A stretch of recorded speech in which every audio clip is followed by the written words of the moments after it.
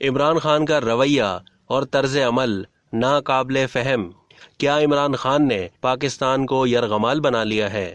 جنگ اخبار میں شائع ہونے والے کالم کیا عمران نے پاکستان کو یرغمال بنا لیا ہے؟ اس میں کالم نگار ڈاکٹر خالد جاوید نے عمران خان کی قیادت سے معزولی اور اس کے بعد ان کے رویے کے حوالے سے اپنا تجزیہ کیا۔ انہوں نے لکھا ہے کہ عمران خان نے اقتدار سے علیحدگی کے بعد جو طرز عمل اور رویہ اپنایا ہے وہ ناقابل فہم ہے۔ پاکستان کی تاریخ میں وہ پہلے وزیر اعظم ہیں جنہیں عدم اعتماد کے جمہوری اور آئینی طریقے سے اقتدار سے علیحدہ کیا گیا، لیکن انہوں نے اپنی اقتدار سے معزولی کو اچانک امریکی سازش قرار دے کر قومی اداروں کے خلاف کردار کشی کی خوفناک مہم شروع کر دی، جس میں تازہ انکشاف پاکستان کے 3 حصوں میں تقسیم ہو جانے کا ہے۔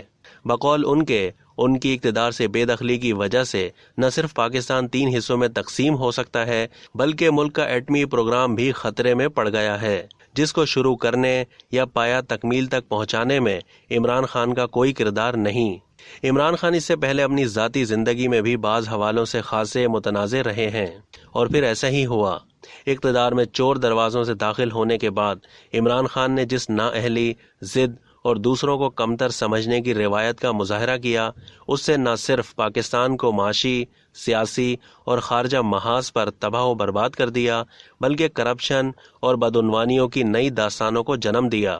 یہی وجہ ہے کہ اس کے رویے کی وجہ سے پہلے اس کے قریبی عزیز اور ساتھی اس سے دور ہو گئے، اور اس کے بعد اس کے اتحادیوں اور مہربانوں نے بھی اس سے فاصلہ اختیار کر لیا اور فیصلہ کیا کہ وہ آئندہ سے خود کو سیاسی مداخلت سے دور رکھیں گے۔ یہ ایک احسن فیصلہ تھا کیونکہ اس سیاسی مداخلت نے پاکستان کو بہت سے صدمات سے دوچار کیا تھا، لیکن یہ فیصلہ لاڈلے عمران خان پر بجلی بن کر گرا کیونکہ اسے اس کی ہر جائز اور ناجائز خواہش پوری کرنے کی عادت سی ڈال دی گئی تھی۔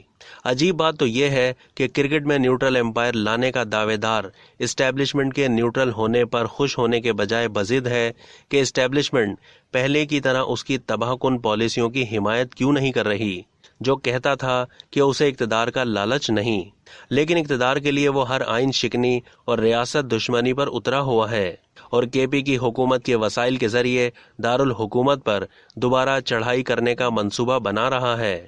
پاکستانی عوام یہ سوچنے پر مجبور ہو گئی ہے کہ عمران خان کے ساتھ یہ امتیازی سلوک کیوں کیا جا رہا ہے جبکہ وہ ساری حدیں پھلانگ چکا ہے۔ اگر کسی اور سیاسی پارٹی یا لیڈر نے ریاست کے خلاف اتنا معاندانہ رویہ اختیار کیا ہوتا تو کیا ریاستی ادارے اسے بھی ایسے ہی کھلا چھوڑ دیتے؟